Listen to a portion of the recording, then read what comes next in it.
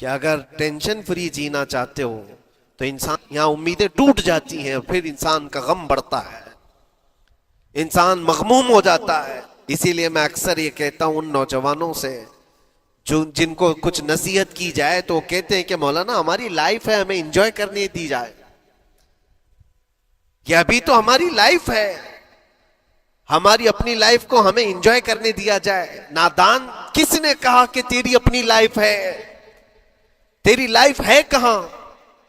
زندگی یہ نہیں کسی کی کسی کے لیے، زندگی ہے نبی کی نبی کے لیے، اور نہ سمجھ مرتے ہیں زندگی کے لیے۔ ارے جینا مرنا ہے سب کچھ نبی کے لیے۔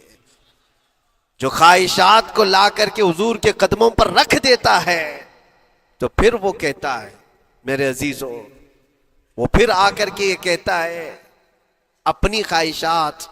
اپنی طبیعت جہاں سب مر جاتی آدمی کی، اس کی اپنی کچھ نہیں ہوتی، تب اس مومن کی زبان سے یہ نکلتا ہے یا رسول اللہ زمین و زمان تمہارے لیے، مکین و مکان تمہارے لیے، چنین و چنا تمہارے لیے، بنے تو جہاں تمہارے لیے، ہم آئے یہاں تمہارے لیے، اٹھے بھی وہاں حضور کے لیے۔ اس کا اپنا کچھ نہیں ہوتا، اپنی خواہش ہوگی تو میں کرتا رہے گا، اور جتنی خواہشات کے پیچھے بھاگتا رہے گا دنیا اس کا پیچھا کبھی نہیں چھوڑتی، اور نہ ہی دنیا اس کو کبھی سیراب ہونے دے گی، کبھی پیٹ بھرنے دے گی ہی نہیں۔ وہ بھوکا ہی رہے گا، وہ پیاسا ہی رہے گا جو دنیا کے پیچھے بھاگتا ہے۔ ایک مرتبہ سیدنا عبداللہ ابن مسعود رضی اللہ تعالیٰ عنہ غمگین بیٹھے ہوئے تھے، کسی بات کا غم ہوگا، نبی پاک صلی اللہ تعالیٰ علیہ وسلم کا گزر ہو رہا تھا، آپ نے دیکھا، حضرت عبداللہ ابن مسعود سے پوچھا کہ غم کیوں ہے؟ تو آپ خاموش رہے، تو اللہ کے نبی صلی اللہ علیہ وسلم نے ایک جملہ فرمایا جو آج ہم سب کے لیے سبق ہے میرے عزیزوں۔ فرماتے ہیں لا تکثر ہمک ما یقدر یکن، اپنے غم کو زیادہ مت بڑھا، جتنا لکھا ہے اتنا مل کے رہے گا، وما ترزق یأتک، جتنا اللہ نے رزق لکھا ہے وہ آ کر رہے گا، وہ تیرے پاس آ جائے گا۔ غم کب بڑھتے ہیں انسانوں کے؟ ہمارے اندر جو ٹینشن جس کو آپ کہہ رہے ہو، فرسٹریشن کہہ رہے ہو، یہ سب چیزیں انسان کی زندگی میں کب آتی ہیں؟ جب یہ اپنی لو اور اپنی خواہشات دنیا سے لگاتا ہے۔ خالق سے اگر لگاتا ہے تو پھر اس کے غم نہیں بڑھتے، بلکہ غموں کا مداوا ہے۔ اسی لیے بزرگوں نے فرمایا کہ اگر ٹینشن فری جینا چاہتے ہو تو انسانوں سے امیدیں کم کر لو، اللہ کی ذات سے یقین بڑھا لو، اس کی ذات سے یقین بڑھاؤ۔ ہم نے دیکھا ہے اپنی زندگی میں جس سے ہم ملتے رہے، جس سے کچھ خواہشیں رکھتے رہے، یا جس کے متعلق کچھ امیدیں وابستہ کر رکھی، یہاں امیدیں ٹوٹ جاتی ہیں، پھر انسان کا غم بڑھتا ہے، انسان مغموم ہو جاتا ہے۔ اللہ کی ذات سے جو وابستہ ہوا اور وہاں جو آس لگایا، وہ ہر دن بشاشت کے ساتھ جیتا ہے، یقین کے ساتھ جیتا ہے۔ اسی لیے میرے عزیزوں،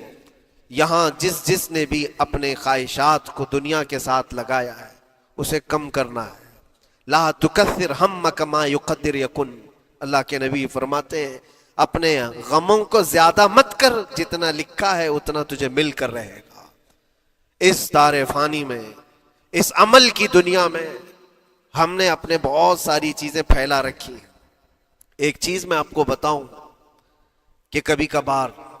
میں دیکھتا ہوں موبائل کو، اب سب کے ہاتھوں میں موبائل ہے،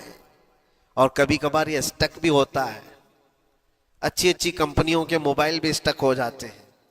یا تو کبھی بہت زیادہ بیٹری گرم ہو جاتی ہے اور موبائل بھی گرم ہونے لگتا ہے۔ پھر اس کا حل کیا ہے؟ ایکسپرٹ سے پوچھتے ہیں موبائل کبھی ہینگ ہو رہا ہے یا کبھی بہت بیٹری گرم ہو رہی ہے، اس کے ریزن کیا ہے؟ تو وہ ایکسپرٹ یہی بتاتے ہیں کہ اس کے اوپر اوور لوڈ ہو سکتا ہے، بہت زیادہ اس میں ڈیٹا جمع ہو چکا ہے اور پھر بیک گراؤنڈ میں ایکٹیو ہے بہت زیادہ، جس کی وجہ سے بیٹری ہارمفل ہے، بہت زیادہ گرم ہو جاتی ہے، یا تو پھر ایک ساتھ کئی چیزیں اس کے اندر ڈال دی جاتی ہیں تو اس کا پروسیس کم ہو جاتا ہے، اسٹک ہو جاتی ہے۔ یہ تو موبائل ہے جو تمہیں سکھا رہا ہے۔ یہی چیز ہے دنیا کے ہمارے اس لائف میں، ہماری زندگی میں، بہت زیادہ چیزیں اگر دماغ میں آ جاتی ہیں تو پھر دماغ گرم بھی ہو جاتا ہے اور سٹک بھی ہوتا ہے، ہر چیز سوچنے سے بھی عاری ہو جاتا ہے،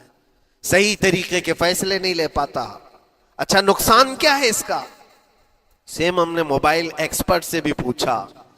جب موبائل بہت زیادہ گرم ہونے لگے یا سٹک ہونے لگے تو اس کو کیا کرنا چاہیے؟ تو ایکسپرٹس بتاتے ہیں کہ اس کے ریڈیشن بہت زیادہ ہوتے ہیں اس وقت، اور یہ نقصان پہنچا سکتا ہے۔ جو استعمال کر رہا ہے اس کے دماغ پر بھی اثر کرے گا، آس پاس کے لوگوں پر بھی اثر کرے گا۔ ایک موبائل کے اوپر اگر زیادہ لوڈ آ جائے تو اس کے ریڈیشن آس پاس سب کو خراب کرتے ہیں۔ یہی حال انسان کی زندگی کا ہے۔ تمہارے دماغ کے اوپر اگر غم زیادہ بیٹھ گئے اور بہت زیادہ دماغ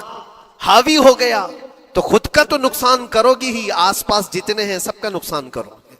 تمہاری وجہ سے تمہارے ماں باپ بھی پریشان، تمہاری اولاد، تمہارے بیوی بچے سب اس پہ ان سب چیزوں میں ملوث ہو جاتے ہیں۔ اب اس کا علاج کیا ہے؟ کہا گیا موبائل کو آف کر دو، ڈیٹا کم کر دو، اس کے اندر سے کچھ چیزیں ڈیلیٹ کر دو، پھر یہ اپنے نارمل حالت میں آ جائے گا۔ سیم آپ کے لیے بھی ہے، دماغ میں دنیا کے بہت سارے فطور بھرے ہو تو تھوڑی چیزیں ڈیلیٹ کر دو، تھوڑے دنوں کے لیے اپنی اس ایکٹیو لائف کو روک دو اور آ جاؤ اللہ کی بارگاہ میں اور آنکھ بند کر کے اس کی طرف لو لگاؤ، اس لیے کہ ہماری بیٹری جو چارج ہوگی وہ خالق کائنات سے ہی ہوگی، بنانے والا ہی بہتر جانتا ہے اس کی زندگی کس چیز سے چلتی ہے۔ اور اسی لیے کہا ہے، امام غزالی رحمۃ اللہ تعالی علیہ فرماتے ہیں، جو بندہ اللہ کے ذکر سے کئی دن تک غافل ہوتا ہے تو مردہ لاش ہے جو چل رہا ہے، بازاروں میں جو چل پھر رہا ہے، ذکر الہی نہیں کرتا تو اس کی روح ختم ہونے کے قریب آئی ہے، یہ زندہ لاش ہے۔ یہاں زمانے ہو گئے، مہینوں بیت گئے، برسوں ہو جاتے ہیں، کتنے دن ایسے ہیں آپ نے اللہ کے ذکر کے لیے الگ سے وقت نکالا ہو؟ کہاں ہے وقت؟ نماز بھی ایسے پڑھ کر کے بھاگ جاتے ہیں جیسے لگتا ہے کہ کوئی چیز ہمارے اوپر سوار تھی، جلدی سے ہٹا دی اور بھاگ گیا۔ نہیں میرے عزیزوں، ہماری روح جب بیمار ہوتی ہے، ہماری روح کو جب بھوک لگتی ہے تو اللہ کے ذکر سے اس کا علاج بھی ہوتا ہے اور اس کو رزق بھی ملتا ہے، لیکن ہم رزق دیتے ہی نہیں۔ کبھی آپ نے دیکھا ہماری باڈی کو، صبح ناشتہ نہ کرو، دوپہر میں کھانا نہ کھاؤ تو شام تک ہمارا جسم ہچکولے لینے لگتا ہے، چکر آنے لگ جاتے ہیں۔ کیوں؟ جسم 2 وقت کے کھانے کو چھوڑنا برداشت نہیں کر پاتا، کمزوری آ جاتی ہے، جسم کو بھوک لگتی ہے، ہمیں کھانا دینا اسے ضروری ہے۔ اسی طرح اللہ نے ہماری جو روح بنایا ہے، روح کو بھی رزق کی ضرورت ہے، اور روح کا رزق کیا ہے؟ روح کا کھانا پینا کیا ہے؟ کاجو بادام میوے پستے کھا کر کے روح کو طاقتور نہیں بنا سکتے۔ فرمایا گیا روح کی غذا اللہ کا ذکر ہے، جب بندہ اللہ کا ذکر کرتا ہے تو اس کی روح کو طاقت ملتی ہے اور روح کمزور نہیں رہتی، طاقتور بن جاتی ہے۔ عزیزان گرامی وقار، پھر میں خلاصتاً یہ بات کہوں گا کہ ہم نے دنیا میں اتنی ساری چیزیں پھیلا لی ہیں، اتنے سارے، جس کی وجہ سے غموں کا بوجھ ہمارے دماغ پر طاری ہے، اور ایک وقت وہ آئے گا جب ساری چیزیں چھوڑ کر کے فوراً بھاگنا پڑے گا،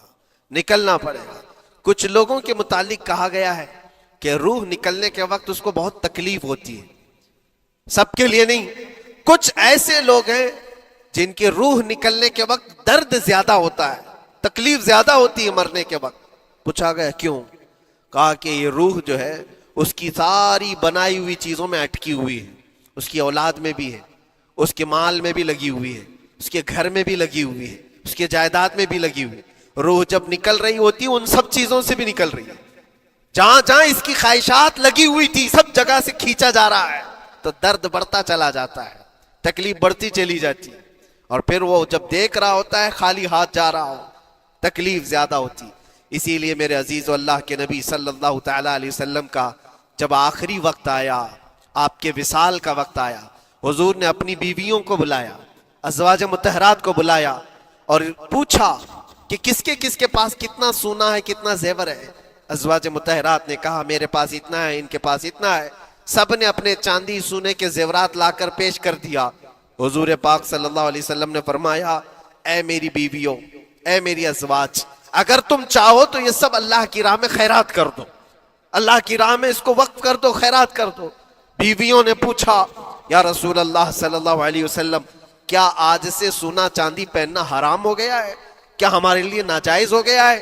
نبی پاک صلی اللہ علیہ وسلم نے فرمایا نہیں، زینت تو تمہارے ہی لیے ہے، سونا اور چاندی تمہارے لیے ہے، حرام نہیں ہے، ناجائز نہیں ہے، لیکن میں دیکھ رہا ہوں میری زندگی کا آخری وقت آ گیا، میں رب ذوالجلال کی بارگاہ میں جانے والا ہوں، میں یہ چاہتا ہوں کہ اس حال میں دنیا سے جاؤں کہ میرے گھر میں سونا چاندی کا کوئی ٹکڑا پڑا ہوا نہ ہو اور اللہ کی بارگاہ میں فقیر اٹھایا جاؤ۔ یہ نبی پاک صلی اللہ تعالی علیہ وسلم کی خواہش ہے کہ میں اللہ کی بارگاہ میں اس حال میں جاؤں کہ میرے گھر میں کوئی چیز رکھی ہوئی نہ ہو، سونا اور چاندی، مال و دولت، کیونکہ میرے عزیزو اسی سے اندازہ کرو انسان اپنی خواہشات میں اتنا گھر جاتا ہے کہ اس سے نکلنا اس کے لیے مشکل ہوتا ہے، اور روح نکلنے کے وقت یہی تو تکلیف ہوتی ہے کہ کہاں کہاں کیا کیا بنایا تھا، کتنا جمع کیا تھا، حساب کرتے کرتے اس کی روح نکل جاتی ہے۔ ہم نے دیکھا ہے، میں اپنا ایک تجربہ بتاتا ہوں، عمرہ سے ہم واپس آ رہے تھے، 40 لوگوں کا قافلہ تھا، ایئرپورٹ پر پہنچے، بہت تاخیر ہو چکی تھی اور فلائٹ کا وقت بہت کم رہ گیا تھا، اور حاجی لوگ ماشاءاللہ جاتے ہیں تو خوب بھر بھر کر کے سامان بھی لیتے، کیا کیا سامان تھے سب کے پاس، اور ہمارا بار بار جانا آنا ہوتا ہے، میں کبھی کوئی زیادہ چیزیں رکھتا نہیں۔ ہم تو آگے نکلے، گروپ پورا تھا اور سارے لوگ سامان لے کر کھڑے تھے، وقت گزرتا گیا، فلائٹ جہاں چیک ان ہو رہا تھا سامان، انہوں نے کہا کہ 25 کلو سے زیادہ کا الاؤڈ نہیں ہے، اور یہاں 40 کلو لے کر بیٹھے ہوئے تھے، میرا تو تھوڑا سا لے لے، تیرا تو تھوڑا سا لے لے، ایک دوسرے کو پیش کر رہے ہیں۔ 3-4 لوگوں نے تو مجھے پکڑایا کہ آپ کے پاس سامان کم ہے مفتی صاحب، آپ تھوڑا سا ہمارا لے لو، جس کا لے سکتے تھے لے لیا۔ پھر اس کے بعد 1 گھنٹے سے کم ٹائم بچا تھا، انہوں نے کاؤنٹر کلوز کر دیا، میں نے دیکھا 20 سے 25 حاجی ایسے ہیں جن کا سامان بکھرا ہوا ہے، اور کیا لے جا سکتے ہیں ہاتھ میں، وہ بھی 7 کلو 8 کلو اتنا ہی تھا۔ ان کی خواہشات میں دیکھ رہا تھا، کوئی مسلح اٹھاتا ہے، کوئی کھجور اٹھاتا ہے، کوئی کہتا ہے نہیں میرے بچوں کے لیے کھلونے لیا تھا اس کو لے لیتا ہوں، وہ لے لو تو مسلح چھوڑنا پڑتا ہے، یہ لے لو تو کھجور چھوڑنا پڑ جاتا ہے۔ کسی نہ کسی طرح سے وہ لوگ آخری وقت تو 4 چیزیں لے کر کے نکل رہے تھے، اور بکھرا ہوا پورا سامان ایئرپورٹ پر ایسی موجود تھا، 1-2 کلو نہیں، کتنے کلو کا سامان چھوڑ کر کے یوں ہی آنا پڑا۔ یا تو پھر فلائٹ کے سفر پہ جاؤ یا سامان میں لگے رہو، 2 ہی آپشن تھے، اور کون وہ چھوٹے سامان کے لیے اپنا سفر ملتوی کرتا۔ واپس آئے، حسرت بھری نگاہوں سے دیکھتے رہے اپنے سامان کو، اور پھر اندر آ کر جب بیٹھے میرے ذہن میں یہ بات گونجنے لگی، یہی حالت ہوتی ہوگی جب انسان دنیا سے جا رہا ہوتا ہے، جب یہاں سے رخصتی کا وقت آتا ہے اور ملک الموت سر پر آ کر کھڑا ہو جاتا ہے، روح نکلنے کے لیے بھی تھوڑا سا وقت باقی ہے، بس منٹوں میں بھی نہیں رہ گیا، جب اس کو نظر آتا ہے اب یہ سوچتا ہے اتنی نمازیں باقی رہ گئی، اتنی زکوٰۃ بھی رہ گئی، حج بھی تھا، اور بھی کچھ چیزیں کسی کے دینے کے باقی تھے، قرضے بھی تھے، کس چیز کی نصیحت کروں، کس چیز کی وصیت کروں، فلاں جگہ ایک گھر خرید کر کے اس کے ڈاکیومنٹ تو وہاں رکھا تھا، بیٹے کو بھی نہیں بتایا، بیٹی کو بھی نہیں بتایا، پتہ نہیں کس کے ہاتھ لگ جائے گا، یہ خواہشات گھومتی رہتی ہیں، وہ کسی کو بتا بھی نہیں پاتا، ادھر ملک الموت روح نکال کر نکل پڑتی۔ یہ انسان کی شارٹ لائف ہے، مختصر سی زندگی ہے، جہاں یہ خواہشات دھری کی دھری رہ جاتی ہیں۔ اسی لیے شیخ سعدی نے بہت اچھی بات فرمائی، ایک بادشاہ نے اعلان کیا تھا اپنے وزیروں میں سے ایک کو، اس سے بہت خوش ہوا اور کہا جا آج تجھے میں اتنی جائیداد دوں گا، اتنی زمین، اتنی پراپرٹی دوں گا، جتنا تو اپنے ہاتھ میں ایک لکڑی لے کر گھیر دے گا، جتنی زمین تو گھیرے گا اتنی تیرے نام لکھ دوں گا، لیکن اس کے لیے ایک شرط ہے، صبح یہ لکڑی لے کر تو راؤنڈ مارنا اور اتنا گول سرکل بنانا سورج ڈوبنے سے پہلے تک، جتنی زمین گھیر لے گا وہ پوری تیرے نام پر۔ اس نے سوچا کہ اتنی بڑی زمین میں گھیر سکتا ہوں، ایک پورے دن میاں ممبئی والے اچھی طرح جانتے ہیں 4x4 کی جگہ مل جائے تو یہاں کتنی بڑی غنیمت ہوتی، اور اس بندے کو بادشاہ نے کہا لکڑی ہاتھ میں لے لے اور لکیر کھینچ، شام ہونے سے پہلے جتنا کرے گا پورا تیرے نام پر۔ وہ نکلا، اور جب لکیر کھینچتے کھینچتے جب چلنے لگا، پیچھے مڑ کے دیکھتا تھا بہت لمبی ہو گئی ہے، اتنی زمین میرے نام پر ہونے والی ہے، دوپہر ہو گئی، وہ واپس آنا نہیں چاہ رہا ہے، واپس آ کر کے سرکل پہ ختم تو کرنا ہے جہاں سے شروع کیا تھا، سوچتا اور تھوڑا سا اور تھوڑا سا اور تھوڑا کرتے کرتے وہ اثر ہو گئی اس کی، اب اس کو لگا کہ واپس پلٹنا چاہیے، کئی کلومیٹر ہو گئے تھے، اتنے کلومیٹر کی زمین اب وہ اپنے نام پر کروانے والا تھا، لیکن جب واپس پلٹنے کا وقت آیا سانس پھولنے لگ گئی، کیونکہ صبح سے چل رہا ہے، کھایا بھی نہیں ہے، پیا بھی نہیں ہے، جس چیز کو جمع کرنے کے لیے دوڑتا رہا، اب سورج پیلا پڑ گیا، ڈوبنا کے وقت قریب آنے لگا تو اب بھاگنا شروع کیا، بادشاہ اور اس کے وزیر انتظار کر رہے تھے کہ یہ لوٹے گا بھی، اب دیکھا بڑی دور سے یہ دوڑتا دوڑتا آ رہا ہے اپنی لکڑی کو لکیر زمین پر کھینچتے ہوئے کہ جلد سے جلد اپنے اس پوائنٹ پر پہنچ جاؤں جہاں سے شروع کیا تھا، سانس پھولنے لگ گئی، دوڑتے دوڑتے ہانپنے لگ گیا، سورج ڈوبنے کے قریب آ گیا، آخری کرنیں باقی تھی اور اس کا پوائنٹ بھی قریب آ گیا تھا، دوڑتے دوڑتے کسی طرح سورج غروب ہونے سے پہلے پہنچ گیا وہاں پر، لیکن کثرت سے بھاگنے کی وجہ سے ٹھوکر کھا کر کے گر گیا اور اپنے اس پوائنٹ پر لکڑی لا کر کے جمع کر دیا، بہت بڑا سرکل، بہت بڑی لکیر کھینچا تھا، لیکن ایسا گرا کہ دوبارہ اٹھ نہیں سکا، جب سپاہی اٹھانے کو آئے تو اس کی موت ہو چکی تھی، اس کی روح نکل چکی تھی، اتنا دوڑا تھا اس کی روح نکل گئی۔ بادشاہ نے کہا اس نے صبح سے لے کر شام تک اپنے نام جائیداد کرنے کے لیے اتنی دوڑ لگائی، بہت لمبی لکیر کھینچا، اتنی بڑی پراپرٹیز کے نام پر ہوتی، لیکن عقل مند دانشور تھا بادشاہ، اس نے کہا جہاں یہ گرا ہے وہیں اس کو دفن کرو، اور اس کے بعد اس کی قبر پر لکھا گیا تھا کہ اس کو ضرورت اتنے 2 گز زمین کی تھی، دوڑتا کتنا